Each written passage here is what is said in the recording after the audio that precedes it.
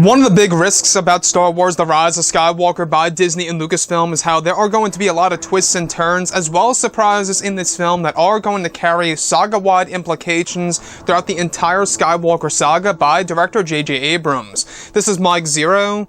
If you guys are new to the channel, do make sure to subscribe to see future Star Wars content. So, one aspect of Episode 9 that I believe a lot of fans are just really hyped about has all to do with Darth Sidious / Emperor Palpatine himself making his final debut in the Skywalker saga. We haven't seen this character ever since the very end of Return of the Jedi, and now that Palpatine is going to be back in multiple different ways, we're talking about visions, dream sequences, and even in the form of a spirit that enters a different body, and among other ways that JJ is going to use the character. I'm honestly very excited to see how it's all going to play out. Now, these past couple of weeks or so, we've been learning a whole lot more about this film, and when it all comes down to one of the set leaks, this is where things begin to get very intriguing for the character of Darth Sidious. Now, specifically, what's really intriguing about all of this is that it's described that one of the scenes that were filmed during the month of January, toward the end of principal photography, it's described that a vital moment was shot between Daisy Ridley, Adam Driver, and an unnamed actor, plus Ian McDiarmid. It said that the unnamed actor was portraying the new villain, where eventually Ian McDiarmid was portraying the role of Palpatine with a black hood over his head, in order to properly capture the correct body language and voice that goes with Palpatine's movements. Ian's face was said to be hidden for the shot and was likely just being used for a couple of shots for dialogue purposes. However, the costume design that was used on set for Ian was dubbed as Kasinga Sheev Palpatine. It's unclear if Disney has the intention of changing the name Sheev to a middle name as opposed to his first name.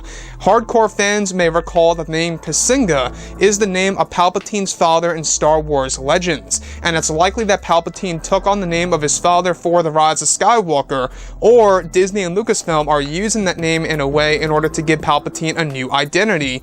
Now, the outfit is said to be primarily black with the collar raised in the back of his neck, where the hood is down. It's said to be a very unique design that fans have never seen on a villain before in the Star Wars universe. So let's go over a couple of parts about this, because this is mind-boggling. Now, in case you guys have not read Star Wars Legends, there were a couple of entries in there where we do get to learn about the Palpatine family. In case you guys did not know, we do get to learn about Palpatine's life in multiple novels out there. I believe that they even touched on this in James Luceno's book. I believe it was the Plagueis novel, if I'm not mistaken. And in there, we do get to learn a lot about the death of Palpatine's family, his father, his sisters. In case you guys did not know, in Legends, Palpatine actually had sisters, and the whole entire concept of the House of Palpatine. Mind you that none of this is canon as of right now, and I could see why Disney and Lucasfilm are already cherry-picking from the EU and applying that to the character of Emperor Palpatine. Now, in case you guys did not know, back in 2014, we learned at the time that Palpatine's real first name was Sheev Palpatine. And now, from what it seems, Disney and Lucasfilm are making Sheev his middle name and using Kasinga as his first name.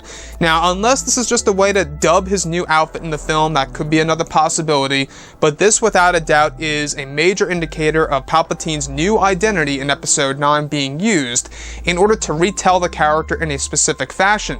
So, the other piece that really does stand out to me a lot is how Ian McDiarmid was said to be on set, alternating scenes with the unnamed actor, likely Matt Smith, the new villain in the film, alternating between himself and where Ian McDiarmid was going under the hood and the cloak of this new villain and eventually becoming Emperor Palpatine. Now, that exact outfit that was used on Ian was dubbed as Kasinga Sheev Palpatine. Now, Kasinga, it's all spelled C-O-S-I-N-G-A.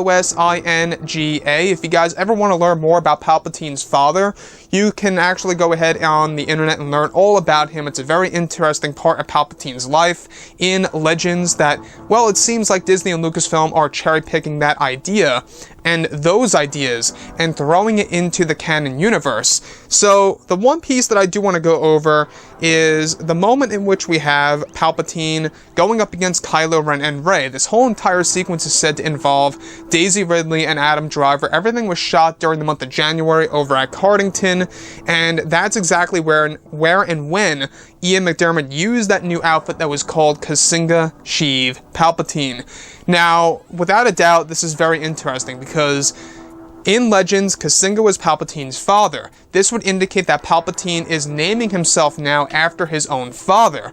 After all, we do know that Palpatine will be reborn in this movie in some way, shape, or form. And when we think about things like this, we do know that Palpatine had a very rough childhood growing up. He had a very rough life with his father and his family and everything around those lines. I mean, in Legends, in case you guys did not know, Palpatine murdered his own family on board of one of the ships. And that's some pretty crazy and wild stuff that I'm sure a lot of you guys may or may not have known about. But I digress. Everything sounds very intriguing for sure. I would love to hear what you guys have to say about all this below in the comments. And if you guys did enjoy the content for today, do make sure to drop a thumbs up on this video to support the channel. I thank you all so very much for the kind support, and I'll catch you guys next time.